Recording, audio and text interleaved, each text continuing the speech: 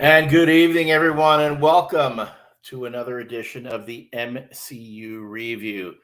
I'm one of your panelists this evening, Elliot Serrano, regular here on the MCU Review, where tonight we will be talking about Spider-Man Homecoming, the first Spider-Man film done via Marvel Studios, officially, kind of bringing Peter Parker into the Marvel Cinematic Universe after his debut in Civil War. But today we do have a special guest that's going to join us. Before we bring him in, let's see our other MCU review panelist. In fact, he has created yet another themed drink for tonight's show. Tom Jetner. How you doing, Tom? Good evening, Elliot. How are you doing tonight? I am doing very, very well. For those who are not following Tom on Instagram at ReVU Cocktails, that's ReVU Cocktails, you will see the homecoming drink that Tom created for tonight. He'll explain a little bit later what's in it, how you can make it yourself. Dave Pinto, who normally gets the cocktails from Tom, so that we may distribute it to the rest of the panel. We couldn't get our schedules together, so unfortunately, no drink, no homecoming cocktail for the rest of us tonight. But this is how Dave winds up drinking all three. Yes, that's exactly it. He ends up drinking all of them. So, but I always appreciate your efforts in making those, and I'm looking forward to trying it out. Then, of course, we cannot forget that the MCU Review is part of the Caffeinated Comics podcast.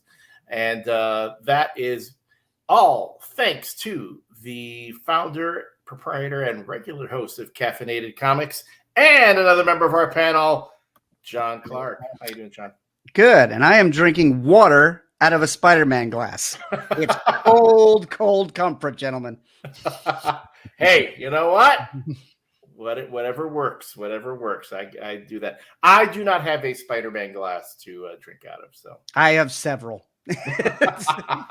Various eras. I've got Venom. I've got Carnage. There's too many. But I also would like to introduce our guest. I'm really excited. We've been wanting him to come on for a long time. We were office mates when we worked at Ogilvy, but more importantly, he was an editor at Marvel and saw the highs and lows of the mid to late 90s. Writer of Daredevil, including the Fall from Grace storyline, which is still known as one of the highlights of Daredevil's history when he wore the armored outfit and Scott McDaniel drew it. Frequent ghostwriter. And he said he's written Spider-Man a few times. It's D.G. Chichester. And I've got to admit, I'm going to fanboy out just a moment. Uh-oh. Sir, I'm going to fanboy out just a moment. Sir, we've already ruined the relationship, Elliot. Sir.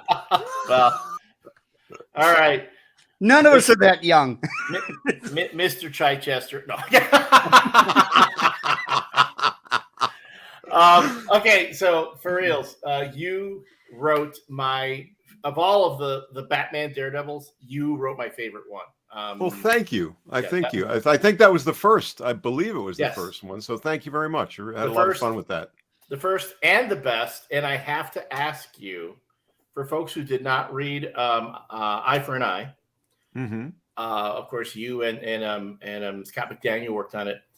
It's Batman, of course, coming to New York. That was it seemed like that was the thing that they were doing in the crossovers. I think Alan Grant did one after you.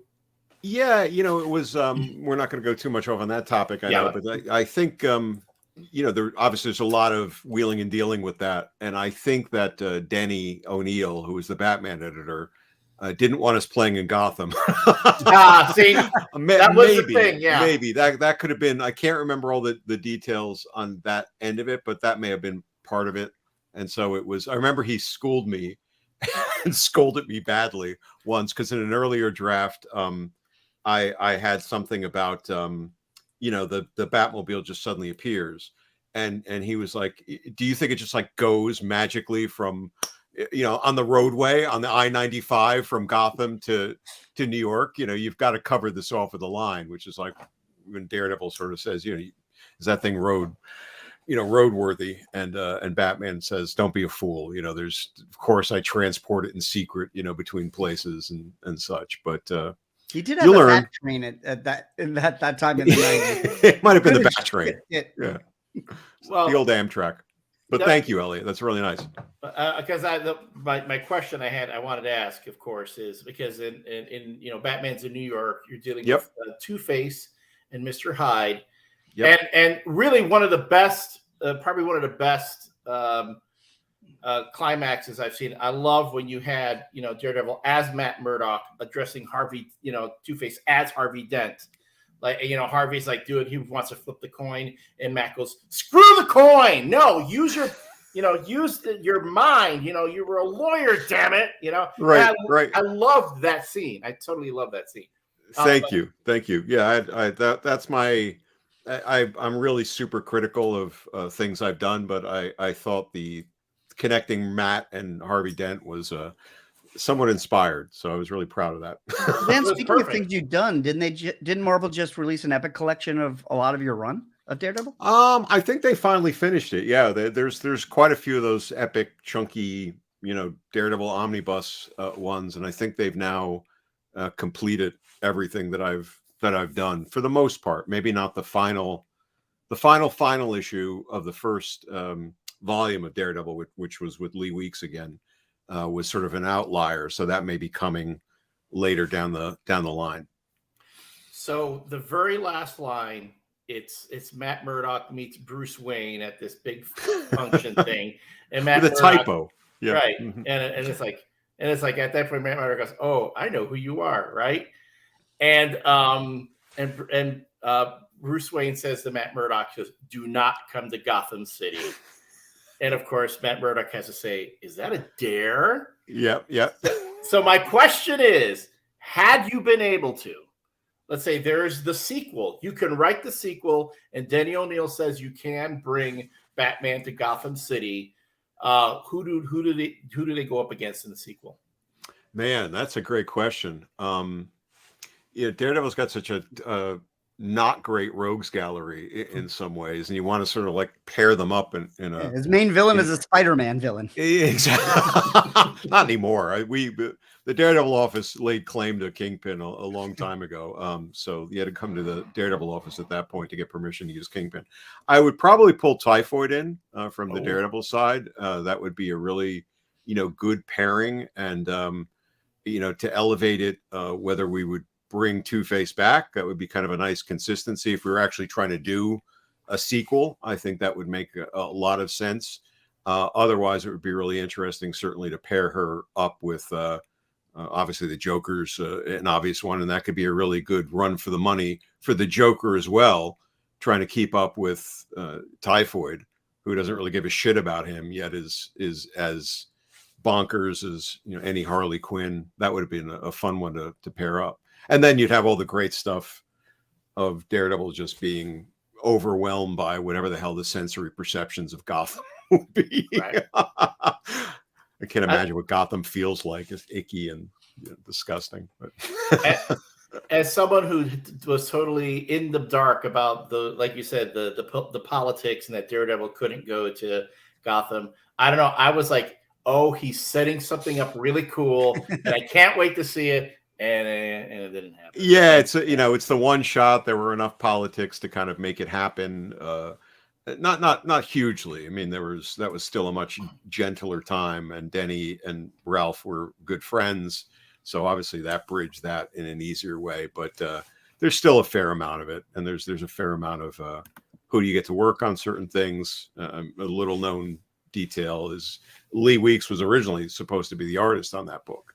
That was my original hope. And then Lee just didn't ultimately want to do it. He felt like it would be going backwards. And so, and Scott was fantastic. Make no mistake about that. But that was not the original intention of the title, and probably would have gone in a much different direction if it had been Lee and myself again. Before we get to much further, want to thank everyone who's tuning in on the Facebook page, on Twitch TV and watching us on YouTube. Good evening, Susan. Good evening, Lehman, our MCU ReVU regulars. We really appreciate your support. If you're discovering the show for the first time, please give us a like, give us a thumbs up, comment wherever you can. We see all comments, and if you make us laugh, we'll even share it. And so anyway, so again, thank you for indulging me. I had to get that fanboy stuff out of the way again. When John told me you were going to be on the show, I was like, so I had the same reaction. Like John and I got to like step up. I've got to like actually have a point of view that's not just, oh yeah, I remember writing that 20 years ago. Yeah, I have to step up because I know the cameras are actually broadcasting. Nice. I can't just lie there with the microphone above my head. But Tom, I'm disappointed I didn't know about the drink ahead of time. I would have mixed up my own brew, so in the future. Well, yeah, this one it actually kind of came together. I had no idea whether I was actually going to be able to pull this off because this involved. I used because it was Spider-Man Homecoming, and because of the plot centers around a homecoming dance, I wanted to do Punch, which is apparently trickier than you might expect. The great cocktail historian David Wondrich, in his book Imbibe, if you haven't read it, it's wonderful, devotes an entire chapter to Punch and its role. Wow. And the method of making it is really old. Like I had to take sugar and muddle all my citrus peels. Oh yeah, sugar, and leave it in the fridge for the sugar to leach all of the oils and flavors and zest out of the peels. I used grapefruit and lime. I kind of basically made a cross between a squirt and a Sprite, really, if I'm thinking about it. Because then I added a little soda water on top of that at the end. And I added, probably more sugar than I really probably should have added. And then I started really going goofy with my rum. So there's there's Jamaican allspice dram in there. There's Eldorado 3-year Demerara rum in there. That's most of it. And then I threw in a little bit of Ray and Nephew 62% overproof rum in there just for a little more fun. Now I'm really disappointed because rum is my drink. Well, you got one waiting for you, John. I've got one for you. Don't worry. And then send one to Dan, but I think it's illegal to ship open containers of alcohol across state lines. I think it's probably legal. I just have to pay taxes on it, and there we go. The problem. There's a tariff. Here's the thing, Dan. Whenever Tom makes a drink, he can't just do something simple. Look, I mean, he goes deep. We're talking deep. Absolutely. And if you want to see the recipes and how Tom makes it, right there you see on the screen, go to ReVU Cocktails, where not only do you see a wonderfully presented sample of the drink, but also the recipe and the function. And every once in a while, Tom even posts a video of himself making them. Yes. Oh, and one more note on that particular picture there before we kind of move on. I bought those flowers a week ago from a lovely florist in the Monadnock building in downtown Chicago. So if anyone is there, they're wonderful. And those flowers are almost a week old and they still look great. Tom, where is that building? What street is it on? The Monadnock building? The Monadnock building is Jackson and Dearborn. You know it because it is the kind of... it's made entirely out of brick. It is not reinforced concrete or steel frame. It, in fact, was the tallest brick masonry building built in the country at the time it was constructed, I think. And the interior is all almost unchanged since the 1930s. All the old-fashioned bulbs and things like that. And they've got a wonderfully old-school intelligentsia coffee in that front. But it's where my barber is too, so I go there. I'm there quite a bit in the Loop in downtown Chicago. But so you came home with the flowers, and the wife went, "Oh, those are for me." You went, "No, these are for a photograph I'm going to take." No, they're definitely for my wife. Yes. Okay, there we go. Dan, another thing, if you've never watched the show before, is I will often lament at how all my fellow castmates here have ridiculously attractive significant others, and I'm like, which basically circles back to Elliot saying he's single and available, ladies. All right, but all right. would like I would also like to outkick my coverage and have a ridiculously attractive significant other. So people go down the street and go, "What bet did she lose?" You know, I'm going to that's really definitely the goal, work to on have setting you up with strangers feel somebody. bad for your girlfriend. all right, Dan's going to set me up. I'm all for it. All right. Exactly. All right, let's bring the conversation back to the topic of the evening, and that would be Spider-Man: Homecoming, of course, starring Tom Holland, Robert Downey Jr. This was like the Spider-Man and Iron Man movie. It felt like Marvel 2-in-1. No, wait, Marvel. Which one? The Thing was Marvel Team Up or Marvel 2-in-1? Marvel Team Up with Spider-Man. With Spider-Man, The Thing was Marvel 2-in-1. Right. With Marisa Tomei playing Aunt May. Aunt May is progressively getting younger in every Spider-Man reboot, and a cast of others.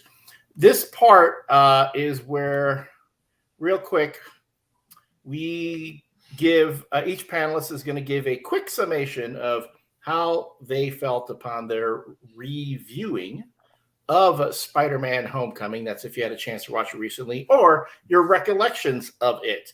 So we're going to start with you, Dan. Give us your 2-minute MCU movie review. I felt elated when I saw the movie. I did not realize how much I missed Spider-Man until Civil War. And then seeing Tom Holland in that was like, holy shit! Can I swear on the show? I hope so. Yeah. And just feeling totally jazzed, and then to see him so fully invested in this movie, continuing to play those notes, was great. And I thought the Iron Man, the Robert Downey Jr. mentor figure, was an unexpected twist that I wasn't familiar with from the comics, and yet felt very true to where it was going. And of course, upping the ante with Michael Keaton and putting him in there as such a prominent figure, and giving a very human and menacing touch to the Vulture was, again, unexpected in the way that it was sort of played out. It just felt so true to the moment. And those moments with Keaton, especially the limo moment where he recognizes what Peter Parker is and who he is, continues to stand out in my mind as just great filmmaking, great performances. And just you want more of what this character can do and be, which I think they've continued to play out really well in the subsequent films. Thank you for that. And Tom, I had a lot of fun watching this on the recent rewatch. I think the one thing that's always stood out to me about this movie is the first part, the friendly neighborhood Spider-Man sequence of him going around, and it's just that over-eager puppy whose paws are too big for his body. Does anyone lose a bike? He's like trying to show it around, and then it's like, does anyone have a pen that I can write it down? And then he gets yelled at for beating up that guy who's trying to unlock his own car where he locked his keys in it or something like that. And that whole part I thought was something that we don't necessarily get to see we didn't necessarily see in the Raimi Spider-Man films. A lot of the Raimi Spider-Man movies was in Manhattan. That was where our big kind of set pieces were. We didn't really see him in Queens proper, except, when he's at home. So that initial sequence to me, and also I think some of the later parts with the going to the high school party and that sequence also sets it it's much more of a Long Island than it necessarily is a Manhattan movie, which is something different visually than we've seen in most Spider-Man movies, which I thought was pretty. Oh, and to bring one more Chicago kid, the Ferris Bueller references I thought were great and kind of very appropriate as this kind of teenager who's slacking off from his ordinary duties to go off and be a superhero. So great. Enjoyed it. just like I did the first time. It's great. And John? Well, I love this movie. I have a lot of strange personal connections with this movie that I'm reminded every time I see it, because I'm originally from Queens. I'm from Rockaway Beach and lived in Astoria for a long time. A lot of the shooting locations were down my street in my old neighborhood. When Spider-Man swings through the subway station that shows the bridge, that was my subway station. And that's where I would go to New York Comic Con, or go to Art Asylum when I worked there, or go to Ogilvy to work with Dan. So it really hit home. The alley that he changes clothes in is next door to Silver Age Comics, which is a great store that's been there for 30 years and still there. I used to do stand-up with Hannibal Buress. The vice principal of the school that they shoot is a friend of mine since we were like in our 20s. So I have all these odd little connections, which just make me feel closer to it. And especially, as we've said on other podcasts, Spider-Man was always one of my favorites, but I feel like the last few years, it used to be Batman and Spider-Man were neck and neck. And I think as I finally let go of my brooding face, maybe when the pandemic hit, I was like, I don't need to be really dark about nothing. There's stuff. Yep. I started to like embrace Spider-Man more and more, because Spider-Man takes that heaviness and flips it and makes it light, and makes it, and he's bright and colorful, and there's an energy to it that more and more. When I purged my comic collection a couple of years ago, the only thing I kept was Spider-Man. Right. So, and my boys are obsessed with Spider-Man. So I put it on just to view it, and my 9-year-old was glued. So I'm not going to have a lot of bad things to say about this movie. Well, we're not here to rag on the movies or diss them or anything. I mean, if we love them, we love them. And of course, I know, John, you're the biggest Spider-Man fan I know. So, of course, all right. Well, let's see. I mean, and for my own part, I don't have a whole lot new to add. You guys pretty much summed everything up. I will say I did enjoy. I did not realize that Jon Watts was trying to make a John Hughes movie in the MCU, which is exactly what he ended up doing. And to the point you guys are saying that it feels like Ferris Bueller sometimes. That's what he was going for. And I think if you go into the movies with that mindset, it's really hard to find a lot of flaws with these films, because even though there might be little bits here and there, maybe little inconsistencies and little nitpicks, the heart of the character and the characters is always there. And even to the point where, Dan, you were talking about how the Joker figures out that, Peter Parker is Spider-Man. He knows. The Vulture, right. I mean, I'm sorry. Well, but I'm sorry. Michael Keaton knows that the Vulture knows that right. Peter Batman figures out who Spider-Man is, right? And that too. But You know what really happened in the crossover. Do you need any more movies when that happens? Right. Exactly. But for what it's worth, Daredevil knows that Bruce Wayne is Batman too. So, it all evens out in the end. Well, that's one of the great things about the movie, is the balls that Marvel has at this point. They're outright confident. We've been talking about this as we've been going along, where, they're small films and they get more and more confident, and then they start pulling in like George Harrison songs, and they start owning everything. The fact that they just stepped out and said, "Fuck you, Batman is the Vulture now." Yeah. It's a step beyond Chris Evans, Chris Evans going from Human Torch movie that no one really saw to being Captain America. This is a hero that we all grew up with at the time when there were no other superhero movies. Like the only superhero movie that was out there was Michael Keaton as Batman. And for Marvel to just go, this guy's our villain now. They have no fear of being compared to anybody.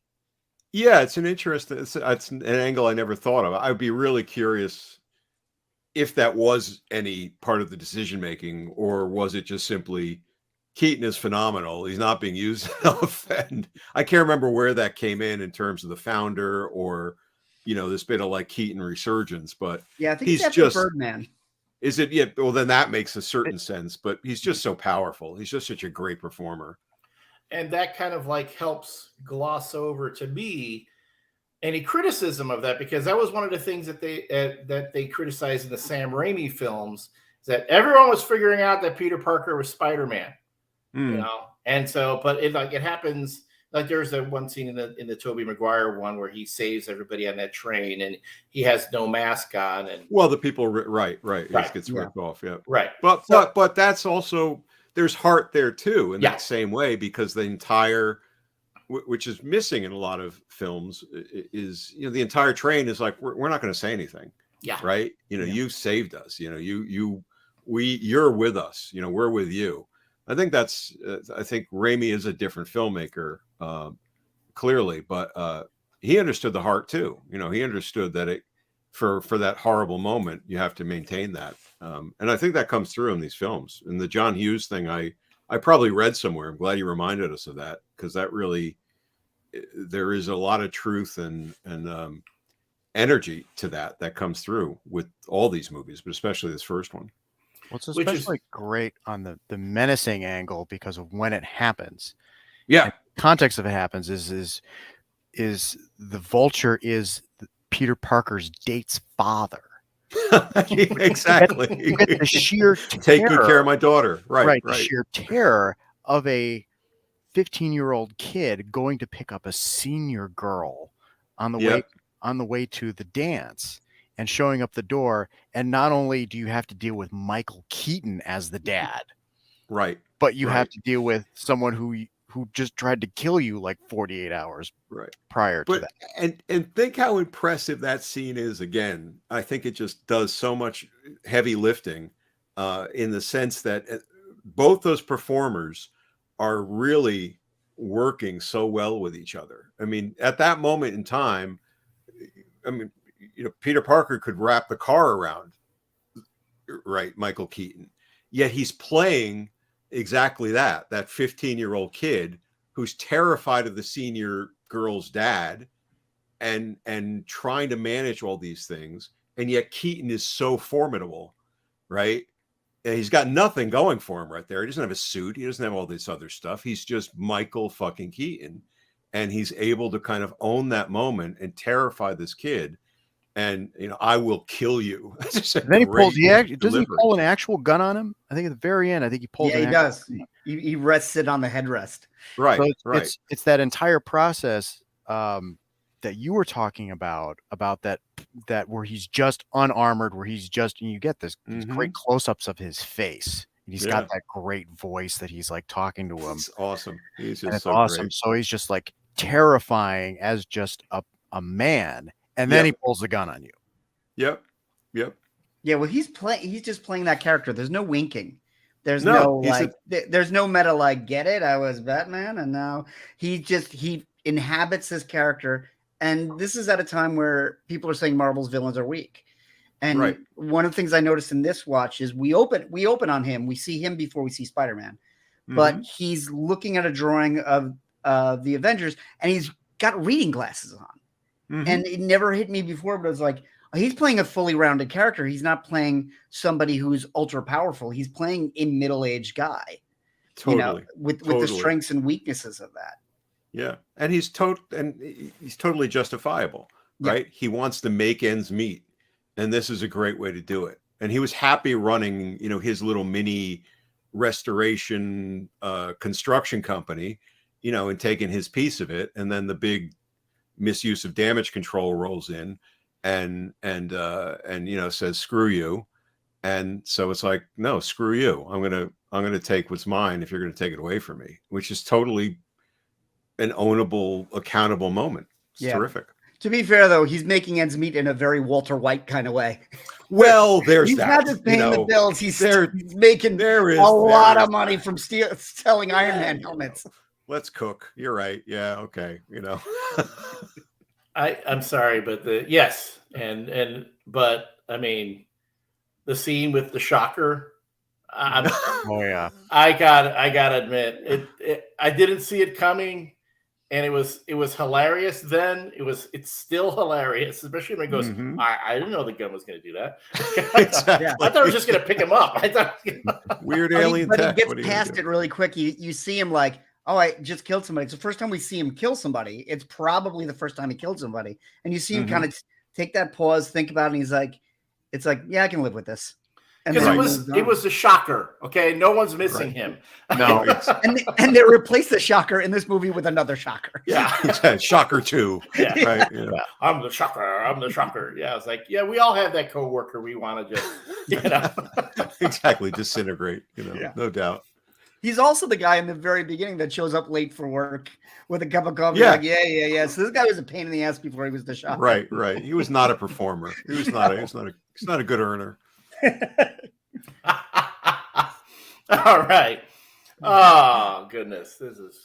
well, think about that whole crew. His whole crew of guys from the Bokeem Woodbine. Woodbine. Excuse me. Well, I first noticed in Fargo, he was amazing. Oh, in Fargo, God, and he's then great in shows up Fargo. in this. Yeah, he's terrific in Fargo, and they have their own like tech guy who somehow is managing to cobble together this stuff while at the same time using alien tech to get out of the fridge without opening the door to the fridge, which seems kind of like a waste. And that guy's the Tinkerer, which is a very obscure Spider-Man villain. There's some deep cuts in there. You're right. Yeah, and I forget his name, but he's a great character actor. He was on Orange is the New Black. He's in a bit of Men in Black 3, which is an underrated film. He's like a really accessible type New York actor. Mm-hmm. Yeah. And we get Aaron Davis. We get Prowler for a brief moment. There's that deleted scene where we get a Miles Morales reference. Oh, really? I didn't see that. Okay. Yeah, there's a deleted scene with Donald Glover. Donald Glover with his hand still stuck to the trunk of the car. Okay. He's trying to get it off. It's not coming off. And then you see him just like sitting down on the ground. He's on his cell phone. It's like, yeah, I'm sorry, Miles. I'm not going to be able to come over today. Wow. Yeah, That's I know. good. Something come up. Yeah. I So don't see that either. He does say in the theatrical cut, I got a nephew that lives here. And then just a year, I think it's a year later, is Into the Spider-Verse, where we see he's the Prowler in Spider-Verse, is Donald Glover's character. We see that entire relationship.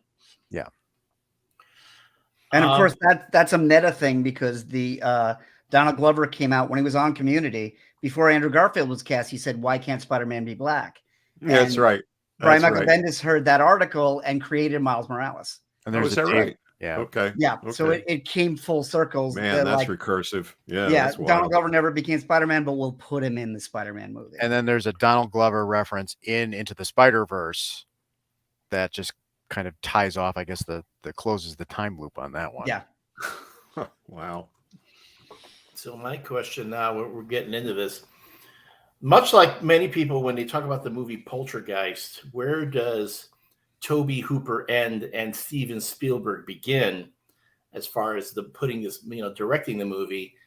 Where does Sony Pictures and Marvel Studios begin when it came to this particular film? Because they were, they weren't able to make it pretty decent Spider-Man film for a while.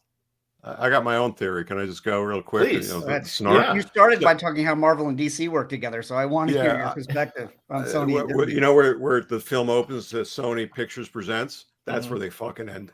That's they shit the bed so badly on those other movies. And, you look at the last movie that came out, right? No Way Home, and how good Garfield is in that movie. He really is. He's phenomenal. And it's like, holy shit, where was this guy? They could not get out of their own way. And, once, they capitulated, and realized they had entered the Fox's den by making the deal that they did with, Feige. How do you not pronounce his name? Feige. Once they realized they were basically in the jaws of the fox there, they thought they were like kind of making, oh yeah, we'll give you a little Spider-Man if we get all of this. You don't get anything that we don't give you. And they set themselves up. They put him so firmly in the middle of the world so immediately. And all the notes in that just feel so plumb perfect. I cannot imagine they had, any real influence that mattered to the structure. That's the way it feels to me. Yeah, and you look at the other films Sony is making with the Spider-Man universe. things like Venom and Morbius, there's something very odd about the tone that doesn't feel quite right. And the Venom movies are big hits, and of course, Spider-Verse is a work of genius. Well, Spider-Verse is it's its own thing. That's Disney doesn't touch that, but there's so many great ideas in that. And obviously, it's not a movie we'll cover, but there were little touches where I think Homecoming had to have seen this, because Spider-Verse was 4 years in development. And Spider-Verse, I think Spider-Verse came up with the articulating eyes because it was animation. And that was the big breakthrough when you saw Tom Holland in Civil War, was that his eyes actually changed. Right. As I like to say, they go from Romita to Bagley. They did that in... Go ahead, Tom. Oh, sorry. No, they did that in the 2003 cartoon that was on MTV with Neil Patrick Harris. The animated one. The animated one. Yeah.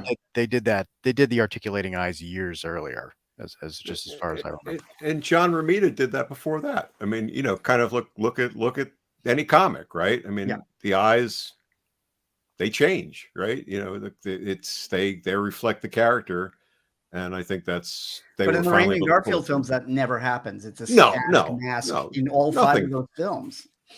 So utterly forgettable, those movies. I even more forgettable than the Mission Impossible movies, which I didn't think was possible to walk out of a movie for me and completely forget, like, what just happened? Oh yeah, and yet now he's burned into my head. Jamie Foxx burned into my head. They just have become such fully realized characters. Yeah, people are petitioning now for a third Andrew Garfield film, and it's like, but if it goes back to them, it's going to be the same, right? I don't know. And Andrew Garfield is 40, so right. I don't think he wants to come back. Right, he'd have to be the one with the back problems, right? It's kind of like opens in the chiropractor's office, which could be funny. Could be an interesting take. You've got Secret Wars coming up in a few years. They can always bring everybody back, right? Anyway, that was my one snark, but honest take on it. Well, which I believe it. I'm just surprised because Into the Spider-Verse is a Sony production, and it's just so well done. It's like totally. It seems like the animated wing gets Spider-Man. They understand him, and it works there. But it's something like when you get into live action, and it's really, I hate to say it, it seems to be that when you start trying to go into live action, a lot gets lost in the translation. Well, Spider-Man's a cartoony character, so I think in that way he's harder to translate. And as Dan said, Spider-Verse is its own thing, but Spider-Verse comes out of Lord and Miller, and they had just come off the Lego movie, so they had already taken something that no one thought would work. And when they announced Spider-Verse, that was just supposed to be an animated Miles Morales movie, and the strategy was, we can't have two Spider-Man, so we know Miles is popular. We'll put him in an animated movie and people won't be confused. And then, of course, 3 years later, we have three Spider-Men running into each other at the Statue of Liberty. I think it also may have something, having dallied with Hollywood very, very minor, ways over the years. I think there's the Marvel universe is so fully invested and covered by people who just know that world. And that's what they're doing. They're obviously making billions of dollars and at the top of their game in Hollywood, but there's no question that they are invested in the Marvel universe. And I think Sony's end of it, or any studio's end of it to a large degree, is we know storytelling better than anybody. We'll take this comic book stuff and we'll put the Hollywood spin on it and show them how it's done. The right way to do it. We can't have a nerd as a hero. He's got to be a skateboard god, that type of thing. And then the exception, is the Raimi stuff. But Raimi was at the top of his game, and not that he's not now, but I mean, was brought in, well-respected director, and he knew the stuff. He wanted to make a superhero film from Darkman on. So although with the third one, Sony did exactly what you're talking about, Dan. Well, exactly, and that's what burned him out. Raimi left. Yeah, right. I mean, we did have a Footloose montage in the second Amazing Spider-Man. I mean, come on, we did. All we needed was the music. I wanted to hear a little, cut loose, Footloose. Do. Is the bully Parker, is the bully Peter Parker scene from Spider-Man 3 then? Yeah. Is that, Yeah, that's is when- that Sam Raimi's commentary on what Sony wants Peter Parker to be? You know, I would love that to be the truth. That was, you know, but the fact they even meted that into the No Way Home, right? You know, just like, I did this dance thing. It was, Yeah. And they meta that in Spider-Verse too, which was right, also right, great. right. Yeah. All right, okay, we're talking about everything except No Way Home right now. Sorry, Homecoming. back to Homecoming. Sorry, No, my back to fault. Homecoming. No, but let's. What were the? Okay, Dan. Let's back to you. I'm appreciating your insight here. What were some of the things that you think worked really well in this film? But looking at it as a writer who knows these characters, you've worked for Marvel. What are things that you might have done differently? Man, it's a lazy answer. It's really hard to think of something I would have really changed. I respected so many elements of it. I love the humor. It felt right. The little bits in the high school, you know, I'm obviously well past, you know, high school or John Hughes, you know, age, still felt like, wow, that's great. That's hitting all the right notes for me. And I've talked about the villainy and the elation, you know, comes back to the heartstrings, John, you mentioned. I mean, the lift, no pun intended, you know, from the cover or the splash page, you know, where he's trapped under the wreckage and lifts his way out of it, and not from a "I will destroy you," but from that pure Peter Parker way.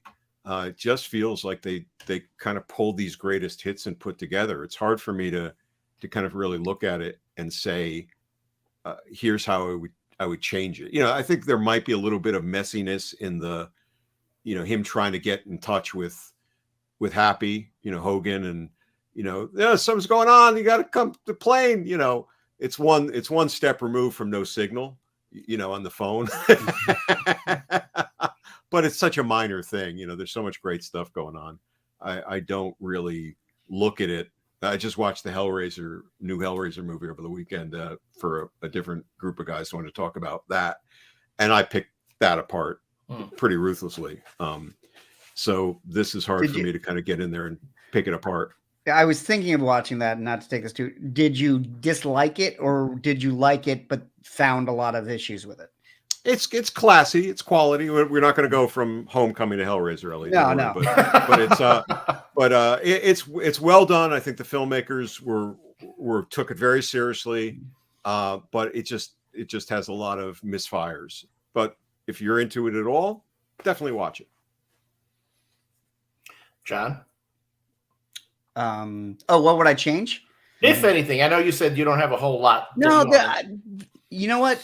Now that I've seen the all three, I'm a little more forgiving. But at the time, they got the character of Peter Parker so right that I was bothered by some of the details that they changed because they wanted it to stand on its own. You know, just little things like the black going through his shoulder. Didn't make it a better design, but it made it different than the other suits. Ned used to drive me crazy because so much of Peter is protecting his secret identity. I'd say Spider-Man and Superman are the two heroes most obsessed with protecting their secret identity. And for him to basically tell his blabbermouth friend, who spends the whole movie just blowing his secret identity at every single turn, it just seemed like the Peter that I grew up with would just stop talking to him and change schools, you know, and walk down an alley with his head hung low and feeling lonely. They played a little loose with it. And then the Stark suit, it's an interesting conceit, but it always feels like a bridge too far because Spider-Man is about his resourcefulness. He's just in tights. You know, he's invented web shooters, but he doesn't have really anything to protect him. And I felt like that was placing him firmly in the MCU. But again, seeing as it went as a trilogy, we get more and more of that. So now I'm fine with those. It also leads to the great moment there, you know, where he pulls the suit back from him. Yeah. You know, and you do get that, you know, if you need this, what's the line, you know, if you're nothing without the suit, then you're nothing, you know. Then you shouldn't have it. Then you shouldn't have it. And then, which is a great moment. It just really is. And it sort of makes you recognize the simplicity of the character. Yeah. And I love the suit that he pulls up. It's like half the wrestling suit for Amazing Fantasy and half the Scarlet Spider. Exactly. What about you, Tom? Boy, kind of thinking about it. That's an interesting question as to what I would change, because to a certain extent, it's almost like a Jenga. I feel like if there's the one thing I might change is I felt like the movie kind of hit its high a little early. And like in terms of action, the whole sequence on the ferry of trying to then weld it back together, and then that's coming after the sequence where he fights in instant kill mode in DC after that whole trip, and he has to do the rescue at the Washington Monument, and that's after the Ferris Bueller section. So it's there's a lot of action set pieces that are in this movie, and by the time you get to the lifting of the concrete, that's not even in the end sequence of the movie. So you're right. Some of that could be condensed. Like I was thinking, well, if you got rid of some of the John Hughes, the party section, no, but then that's Peter's got to miss out on a party because he's got to go be Spider-Man, or he's got to miss out on spending time with a girl because he's got to go be Spider-Man. That's such a Peter Parker thing that it's hard to skip, and that's phase one of the Tony as surrogate father section.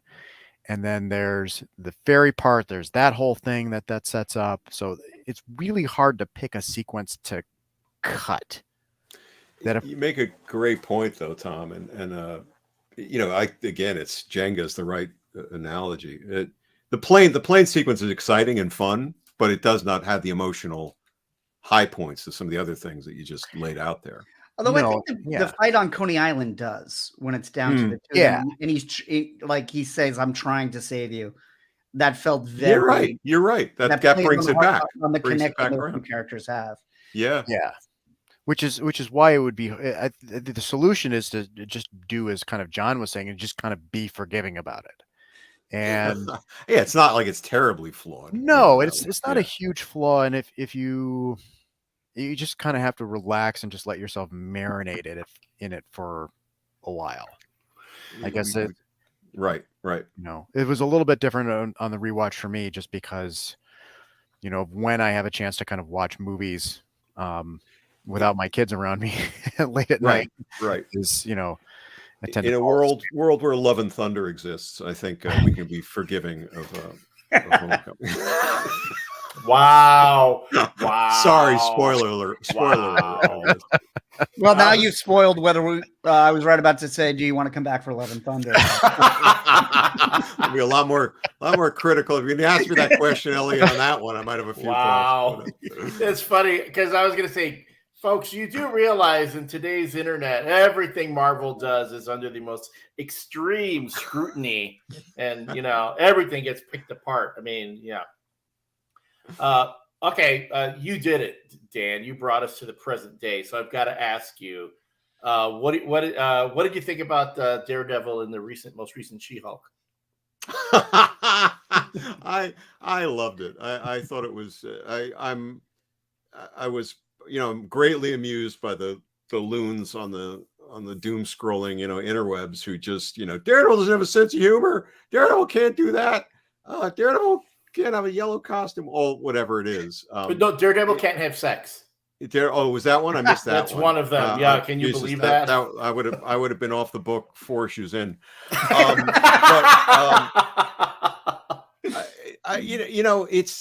It was different, clearly in many ways, beyond the costume. They were clever with the little nods, the little riff of the music. They've got the CG, acrobatics, in it, but I think what they're doing is they're introducing / reintroducing the character in a way that has enough right touches. Charlie Cox just carries the character so well, but they're clearly want to and have to do something different. I mean, my pocket theory, which is based upon absolutely nothing except my writer's brain, is this Daredevil we're going to see initially is going to be a little bit more like that. Not as like riffing in the same way. She-Hulk obviously has its own Ally McBeal identity, and that's why he fits so well there in this way. But I think when they reintroduce him to play Born Again, as they're saying they're going to play Born Again, he's got to be here.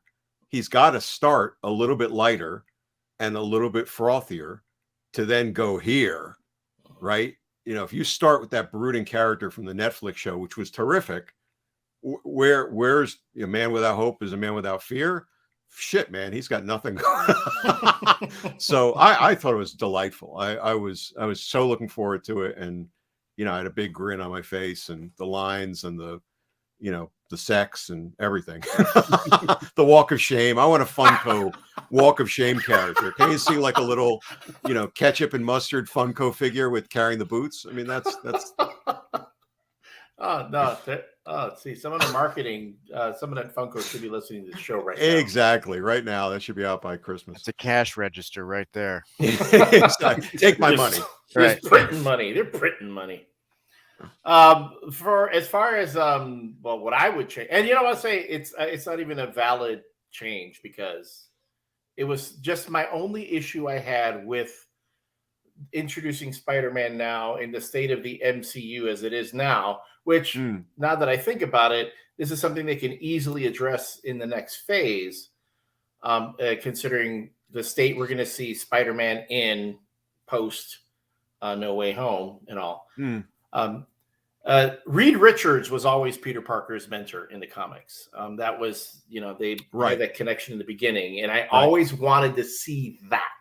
Right. So in the beginning, I was a little bit Tony Stark as Peter's mentor. I mean, it makes sense within the movies because you don't have Reed Richards yet. Sure. But I always why'd they go there with him?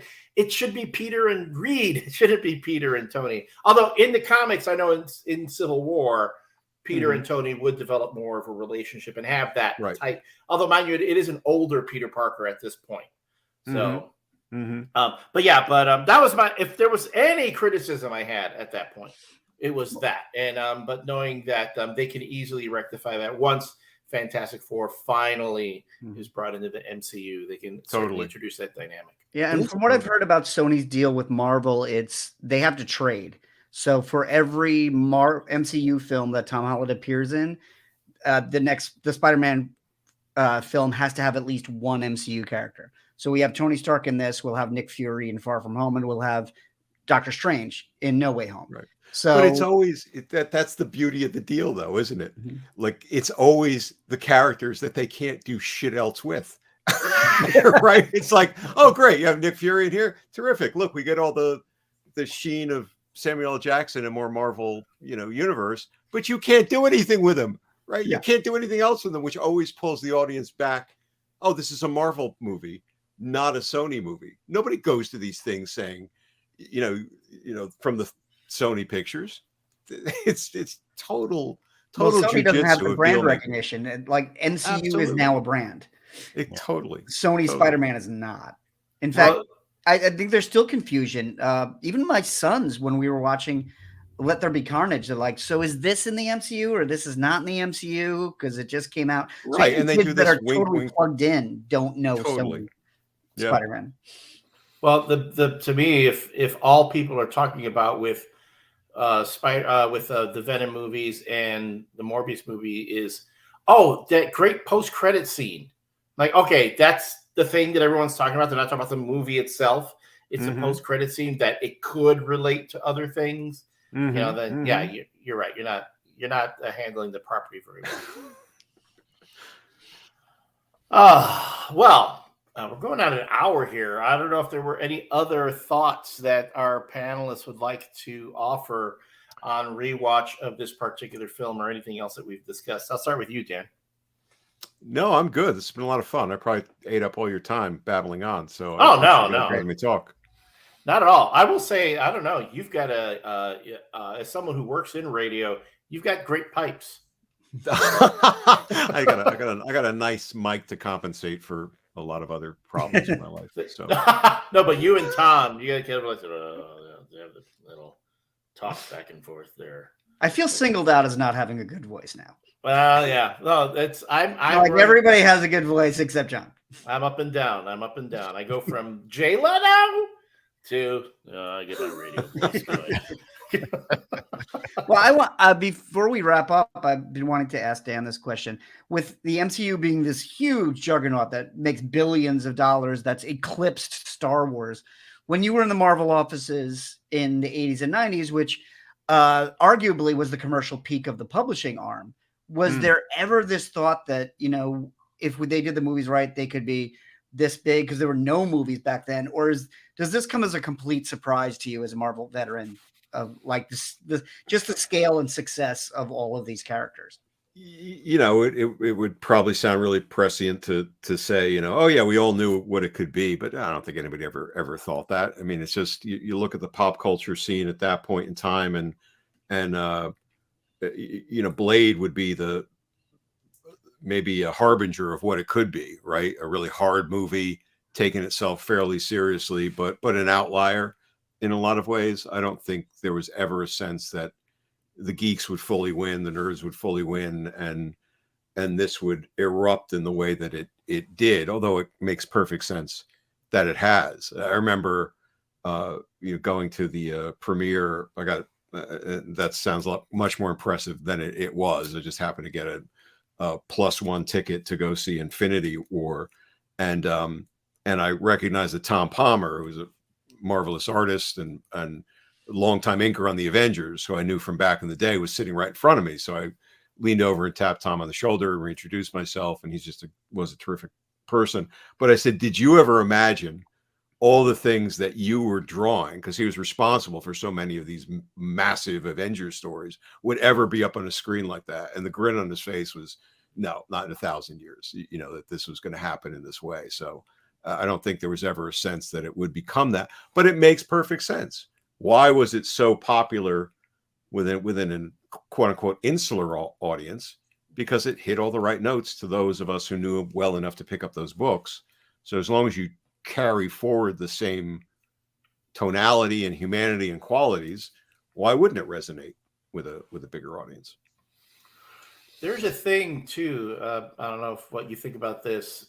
When it comes to the Marvel movies, the criticism now is that they don't seem cohesive enough. And when are they going to get to the next big event? And when are they going to get the Avengers together? And when's the next big bad coming along? And we kind of like forget that it took a long time for them to get to Infinity War and battle Thanos. Yeah. Right.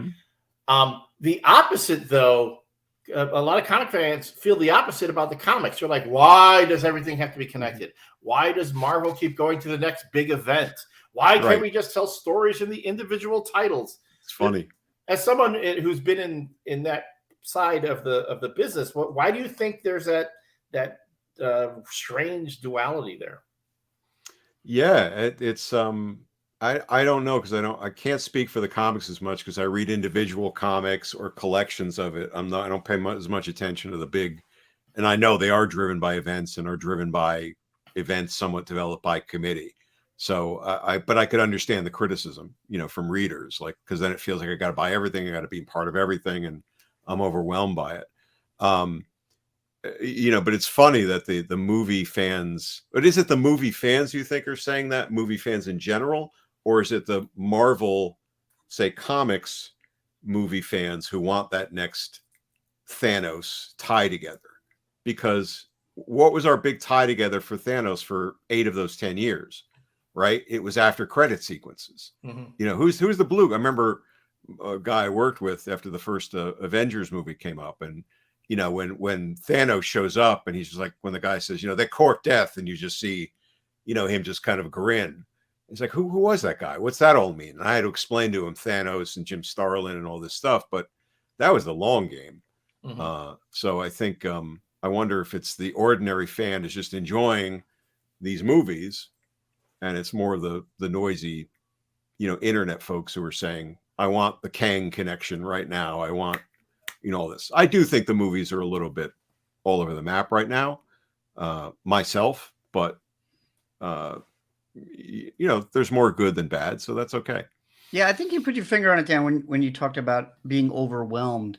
I think what keeps the MCU contained is that we're getting one thing at a time.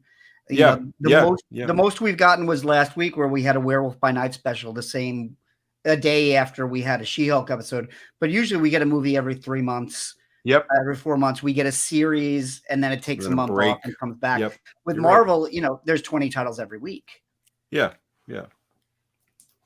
By the way, since you mentioned it, what did you get? Werewolf by Night. I'm going to tell you, I loved it. Just kind of fun. I was like, holy crap! How did they pull that one out and not anyone not know about it? I remember seeing the trailer. Sorry, John, go ahead. No. Go ahead, Dan. I was just going to say, I remember seeing the first trailer and thinking, oh, this is going to suck. It looked cheesy. Looked like it was going too. Mm-hmm.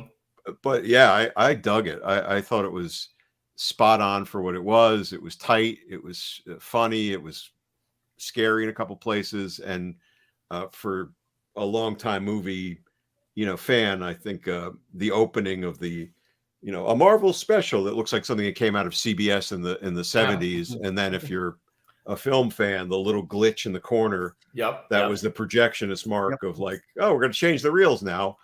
Little touches like that just said, man, somebody loves this. I think that's what keeps the MCU fresh, is that they're looking at the entire publishing arm of Marvel, and they're like, okay, we got superheroes, now we'll do space. And then Guardians of the Galaxy is a big hit. We got space now. Now let's do magic and do Doctor Strange. And now it's like, now let's do monsters. And it's all of these things that over the decades, Marvel as a publishing company has proved they can all live in the same place. Right. They're handling it the same way. It's like, it was fun to see the Man-Thing. I didn't need to see Daredevil in Werewolf by Night to know it's part of the Marvel Universe. Sure. Absolutely. And I'm going to admit, I was the one who was critical when Kevin Feige came out and gave that whole presentation at D23 about all the things that we're going to be doing on Disney Plus. I'm like, you're going to the well. You guys are going way to the well way too many times. But now I'm like, oh, this is kind of nice. I don't have to go to the theater every time I want to see the next Marvel production. I can see it at home. Right.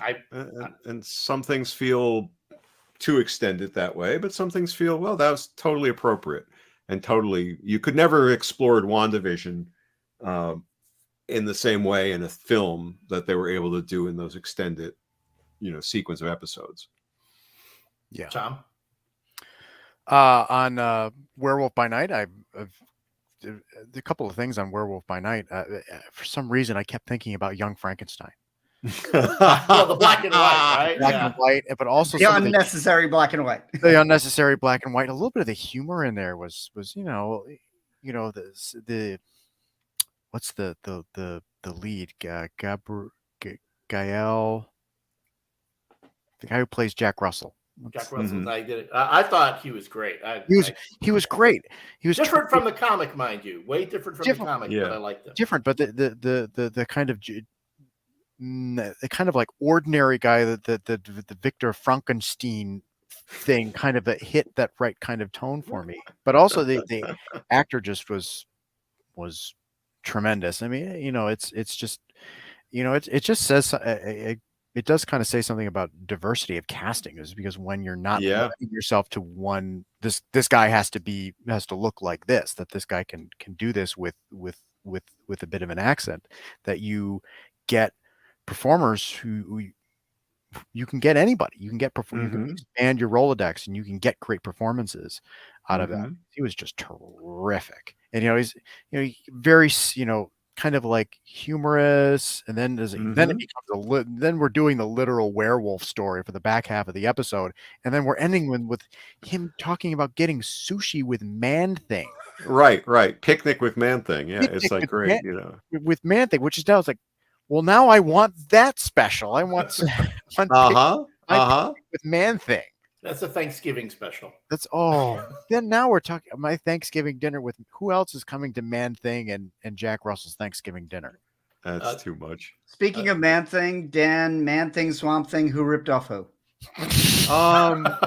You know, I had understood that it was that Swamp Thing actually followed Man Thing. That was always my understanding.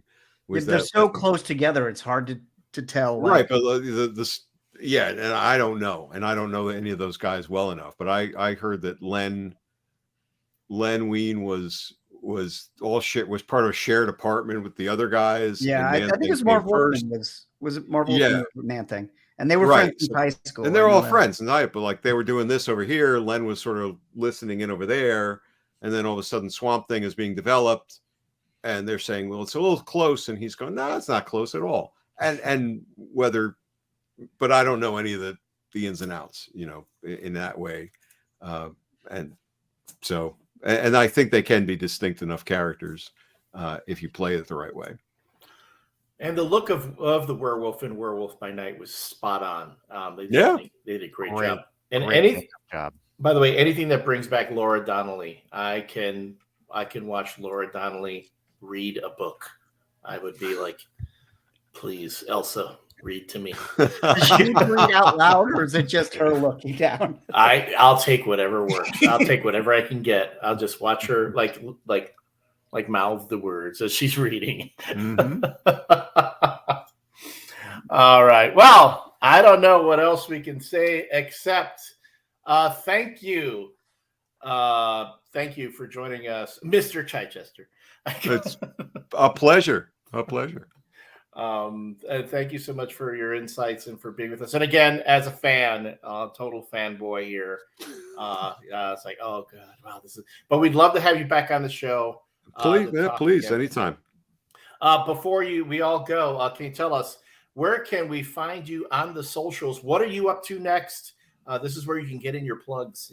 I get in my plugs. Well, I do a weekly newsletter called storymaze.substack.com. Probably that's the best place to check me out. There's usually new writing and some nostalgia about comics and some recos of some stuff that I'm watching or reading that I like. It's a very storytelling, writing oriented type of newsletter, and that's probably the best place to check out what's going on. And there are a couple things in development. There's a comic I'm working on right now that's at least going to be self-published, but that's probably not until the spring, and I want to get a little more headway under that before I talk it up more. But that'll be a place where I'll talk it up, so check that out.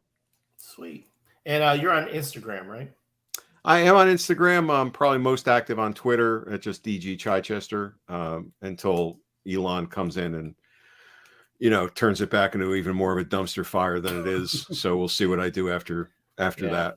Well, I just want to make sure I'm not following someone who's pretending to be you. No, very few people would want to pretend to be me. So it's not. There's no value or money in it. So start, get in on the ground floor, and then you never know. Tom, you can find this drink, the tonight's Homecoming Punch, and all of these previous cocktails, including things like the Zendaya Sunrise. And the Not Just Tea and the Father and Son at ReVU Cocktails on Instagram.com. The Instagram app, that's ReVU Cocktails spelled the usual way. I believe there's a link through the MCU ReVU Instagram page. Go and check it out, and not just themed drinks, but also occasionally if I want to share my preferred martini recipe, or if I'm feeling in a tiki mood and want to show you my Mai Tai for the evening, by all means, check it out. Oh, Dan, can we have you back when we finally debut our Indiana Jones drink? We've been talking about this for a while now. This has been a long conversation because Elliot tracked down the specific bottle that Indy is drinking in Raiders of the Lost Ark at the canteen in Cairo, which is actually a pre-prohibition version of Jack Daniels. It's not the Jack Daniels brand, but it was the same distillery making Tennessee whiskey before Prohibition. So we've determined that you need some sort of pre-prohibition, either Jack Daniels or a pre-prohibition Tennessee whiskey. And I have personally identified Uncle Nearest Small Batch 1884 as the most likely suspect, at least the one that I don't have to send away to my cousin in Tennessee to get, along with, and do it in a mint julep. Do a mint julep style, since that was a common cocktail of the early half of the 20th century. But because it is Egypt, you can use date syrup instead of simple sugar. Perfect. That's but not bad date syrup. No, I think if we're going to call it, you call it the good dates. Exactly, good dates. I always have the bad dates. John.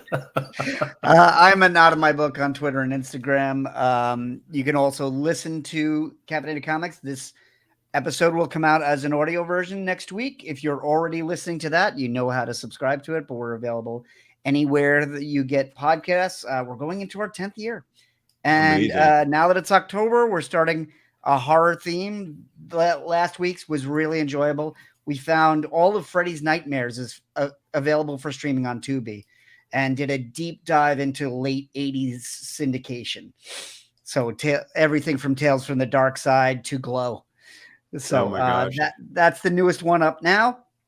And we're here every week. And our Facebook page, since Facebook changed their operating system, it's very, very hard to link to the news stories, but we're still trying to do it. You can find some of the things that happen in New York Comic Con. You can find some of the things that happen at Hasbro PulseCon. But now it's like 7 clicks to share anything. Yeah. But if you go to facebook.com/MCU ReVU or twitch.tv/MCU ReVU, you can watch the videos of the video archive of this live stream. In fact, you will find a link to the YouTube page on the Facebook page to watch all our previous episodes in video form if you want to see the things. Oh, wait, John, I almost forgot. Did we have an action figure? We have so many action figures that my L-shaped desk is full of them. Yes. Oh, wait, there's more. We'll do this quickly because we're saying goodbye. But we do a segment of what was the merchandise for the movie, and I have an extensive Marvel Legend collection, so I usually have some stuff. So there was a lot. First of all, I have this Vulture that has Build-A-Figure wings. That's you need to collect the entire set. Unfortunately, there's no Michael Keaton head, but they are still making merchandise. Just this month, there was a Peter and Ned set. Those are and great. In fact, they're wearing these exact clothes from Homecoming. So this is from Homecoming. And then, of course, just because I went overboard, I also have the homemade suit from Hot Toys. And this is a real hoodie. That's awesome. There's no difference between the one I have and the one this one has. That's awesome. Spider-Man obviously is the most popular Marvel property, but they're continuing to mine this film even 5 years later. Thanks for reminding me, because I have a pile of stuff and didn't remember to do it myself. What's that for? Yeah, there's always toys on my desk. I was like, wait a minute. The reason we encourage people to watch the live stream video is so they can see the toys. Because if you're listening to us on the Radio Misfits Podcast Network, of course, you get to hear all the great commentary from everyone here and our guests. But no, you only get to see the fun stuff like the toys and the occasional cat or dog appearing in the background if you watch the live stream. So, all right. Thank you, everyone. Thank you, Lehman. Thank you, Susan. Thank you if you were watching us on the Twitch channel, if you're watching us on Facebook Live or on YouTube. For DG Chichester, Tom Jutner, and John Clark, I'm Elliot Serrano. We'll see you next time at the MCU review, where the movie will be Thor Ragnarok. Good one. Yeah. Thank you, guys. It's a lot of fun. Thank you. Take care, everyone. Have a great weekend. Great week.